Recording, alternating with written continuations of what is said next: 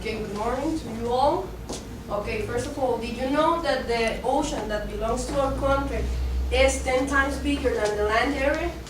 Or have you ever heard that the marine areas that are actually protected in our country is less than 1%? Well, those are questions that are related to our topic, which is the expansion of the marine protected area in the South Pacific coast of Costa Rica. According to Elisa Triana, in the article, Protected Areas of Costa Rica, there are just 35 marine and littoral protected areas. But what is a protected area? Well, according to Dr. Jorge Jimenez, he's the director of Marviva in Costa Rica, he said that marine protected areas are zones in the ocean where the marine resources or where the use of these resources are regulated in order to preserve all the ecosystems that have been destroyed.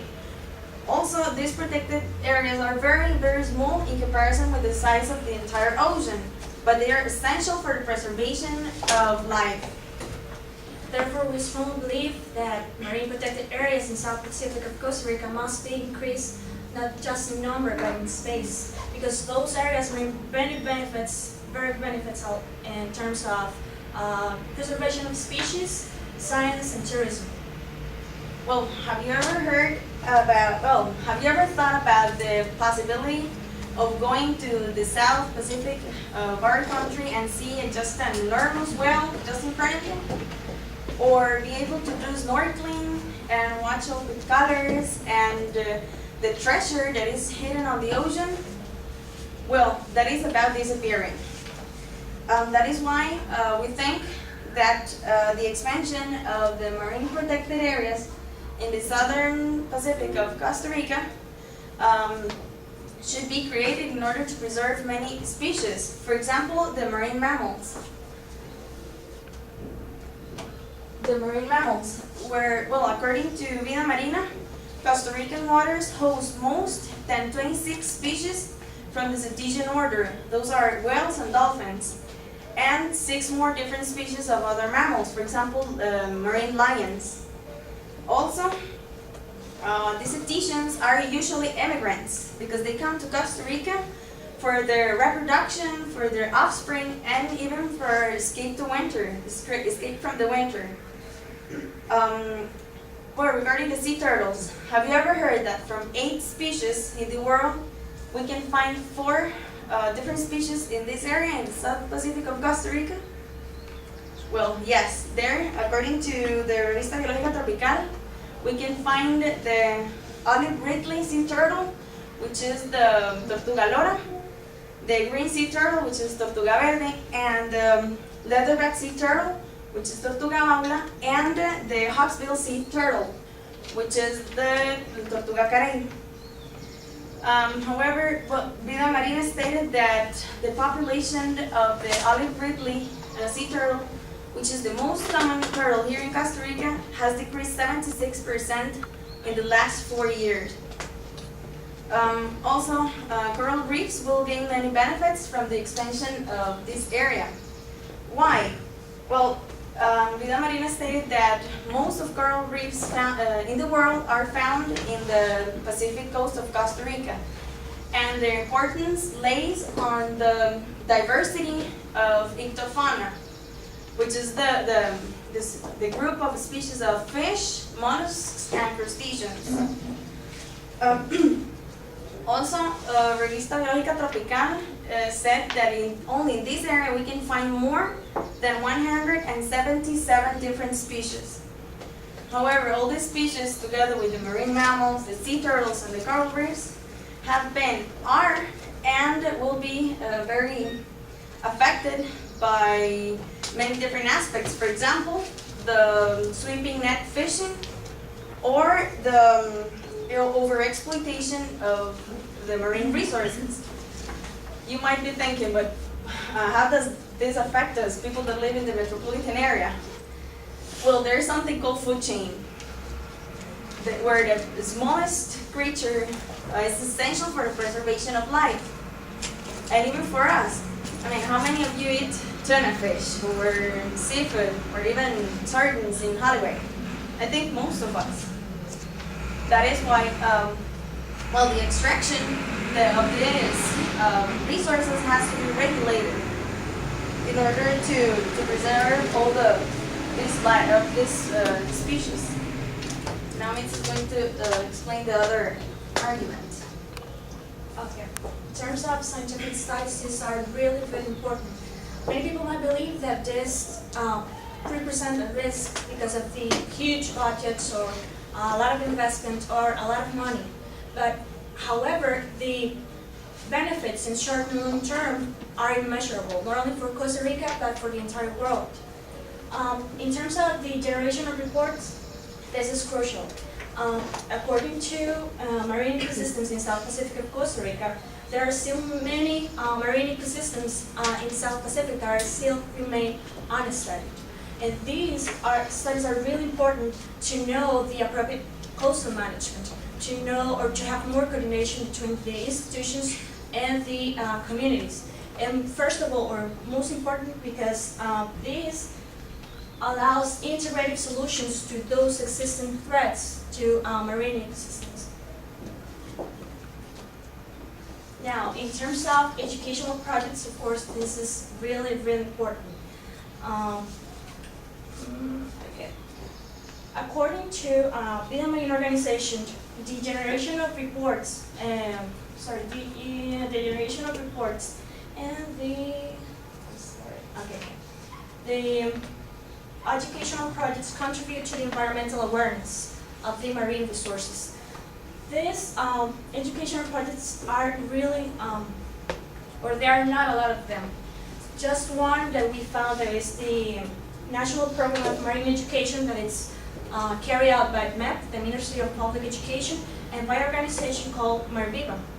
This project is really important because it will give students the opportunity to have more knowledge and information about the marine life, to give the students the opportunity to become active agents of the sustainable development, to have more responsible attitudes towards the resources that have those areas.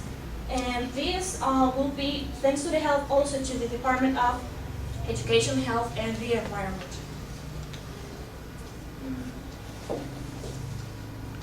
Now, in terms of scientific studies, this is also really crucial.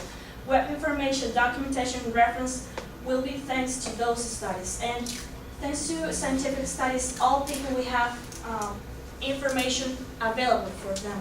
Not only the communities, the students, scientists, but also around the world, throughout the web.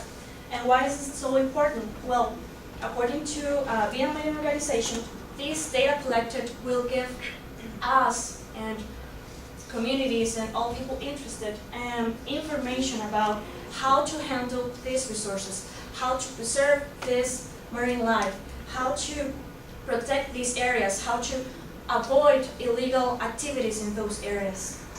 Now, Jen is going to continue with our final and third argument. Okay, before I start with our third and last argument, I want to remind you that one of the activities that give greatest incomes in the country is tourism. That's why if there is an expansion in the marine areas, there will be an increase in the local tourism. First of all, according to Arthur Pedersen in his article, Gestión del Turismo en Sitios de Patrimonio Nacional, nowadays tourists are more attracted about protected areas since they are even more interested on the protection of natural resources or the preservation of the environment. They are now really worried and really aware, or well, at least some of them are really aware of the implications of some environmental issues in our country. Okay, now I want you to imagine that you are tourists and you're going to Bahia Bay and you're going to practice scuba diving. When you're getting into the deepest part of the ocean, you start realizing and looking at those beautiful things, those beautiful creatures that are in the deepest. Well, that's important for you to think that maybe if that area wouldn't be protected, you wouldn't be able to see what you are really looking at, right?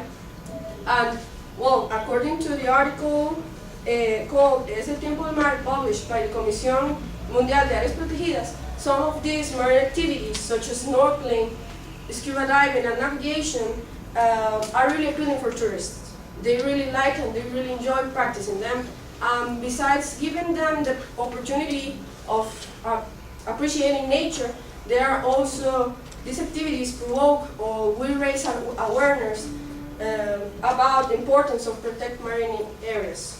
Well, even though some people think that those activities, those marine activities can damage or change some of the ecosystems, it is important for you to know that there are some natural processes that also cause several damages in the coral reefs. For example, the storms and the waves activity as well, as this article, Gestión de Turismo, stated. And finally, Mr. Pedersen affirmed that tourists prefer to visit protected areas not only because they have different characteristics in terms of cleanliness, resources, and services, but also because they are an important part of our culture. As you may know, or just in case if you don't know, all marine and land areas, protected areas, are part of our patrimony. And tourists really like and they really enjoy learning about culture, lifestyles, and also history of the country they are visiting. But you may say, what are the benefits for me? We live in the metropolitan area, we don't live in the coast, we don't practice anything. Well, let me tell you something. Nowadays it's really hard to find a job. Even though we're studying for teaching, literature, and also some of you are studying for translation, well, it may happen that when you're finished or when you graduate, you cannot find a job. And why not? We have the tool, we have the language, so we can take advantage of it and maybe start practicing or start working as a tourist guide. Or maybe you may say, well, I don't want to be a tourist guide. I'll apply for a job in a call center and that's it. Okay, remember that also some of the incomes of tourist activity are part of our budget, the budget that the government gives to public universities. And that budget is the one that helps us being here studying as well. Well, in brief, we have talked about how marine protected areas, how the implementation of bigger marine protected areas and more of them will benefit in terms of preservation of species, in terms of science, to allow us to have more educational projects, to have in terms of species to protect sea mammals, to protect sea turtles, ichthyfauna, and also how tourism will increase and have more income, not only for the communities, but also related to us. Okay, and it is important to point out that the expansion of these marine protected areas in the south coast of Costa Rica will represent plenty of benefits in terms of the preservation of species, the development of important scientific studies, and finally the increase on local tourism. Now look at these pictures. We have to think that our future generations might not have the chance to watch this precious treasure that Mother Nature has given us. And now I want you to look at these ones, okay, which actually talk by themselves. While I read this quote, that was stated by Jorge Cortés Núñez, who is a well-known professor, marine biologist from the University of Costa Rica. It says, more than a need, there is an urgency regarding this situation. We need more and even bigger marine protected areas in order to counteract the effects of the overexploitation of marine resources, not only for nature's benefit, but ours. Now, here I have a little message for you to think of and to reflect about this topic. And it says, we have only one world, one life, and one chance to help. There are million ways to help our planet, our country, and Mother Nature. But it depends on your actions. Go ahead and save many lives. Thank you so much.